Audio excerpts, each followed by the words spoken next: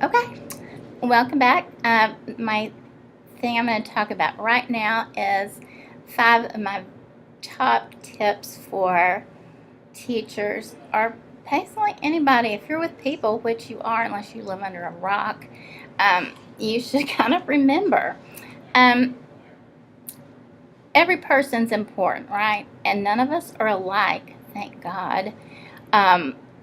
I really do thank God. I didn't mean that sarcastically, but we're all different. But the main thing is we all want to be treated right. And as a teacher, depending on what day it is, a student can come in and they may have had a terrible day. They may have had a fight with their mother. I remember going to school after having a fight with my mother. Not fun. And they may have gotten bad news. I mean, whatever. But usually, always, the student that acts the worst is probably facing the most problems. So give them a break, kind of just handle it, and treat them like you would want to be treated on the worst day of your life. That's tip 1. Okay, tip 2. I would say you have to do your best because you're asking them to do their best. And so, get your grades done, be prepared, and that may inspire them to do their best. And I would kind of mention you're doing your best just so they'll pick up on that. Number 3, make teaching fun. I'm talking about after 44 years, that's the best part. If a student can have fun, they will like your class and they will like your subject. I know that now if you teach, you've got certain restrictions and it's managed and it's programmed, but somehow make the day fun and make the students laugh. And that's kind of hard now, but you can do it if you really try. 4th, I think I've said this before, but make sure you spell your students' names right.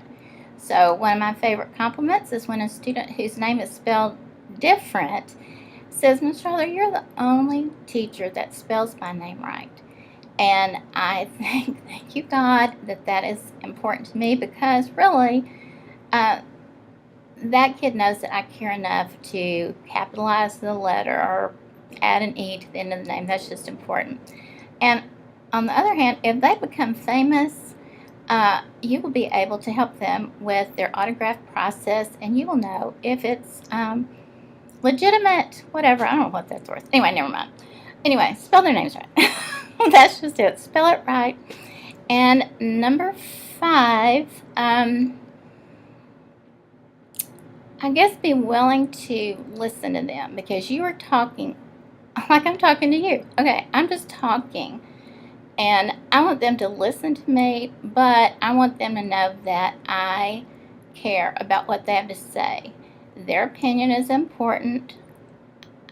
I value that. I'm not afraid of their opinion. If I don't know their opinion, how do I talk to them about it? How do I approach the subject? And I think that's just important. And you would be amazed if you take an interest in a student. You find out something about them, something they like, something they've been through, someplace they've traveled.